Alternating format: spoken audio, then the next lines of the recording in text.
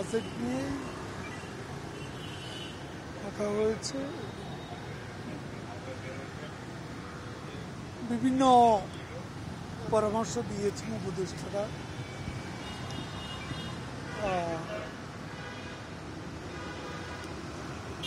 আমাদের সভাপতি প্রধানমন্ত্রী দেশরত্ন শেখ হাসিনা তিনি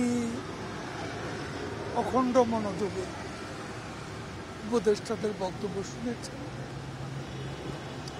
তারা এই বাজেটটাকে এক কথা সাহসী বাজেট এবং পরিমিত বাজেট হিসেবে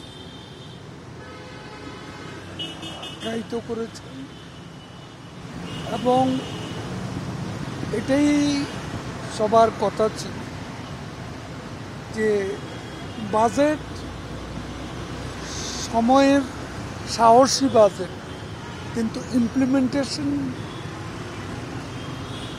যে বিষয়টা আছে বাস্তবায়নটা হলো সবচেয়ে চ্যালেঞ্জিং এবং যা বাস্তবায়নে সমন্বিত পদক্ষেপ নেওয়া দরকার। বিভিন্ন বিষয়ে বিভিন্নজন বক্তব্য রেখেছেন। তো নেত্রী মূলত আজকে বিকেলে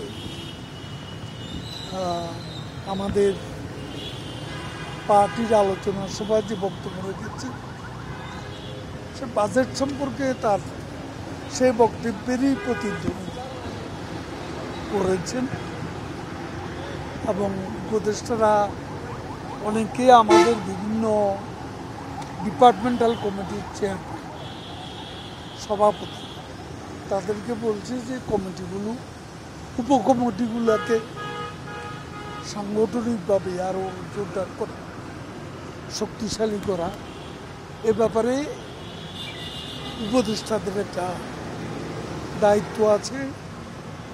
যেহেতু তারা সভাপতির দায়িত্ব পালন করছে অনেকেই।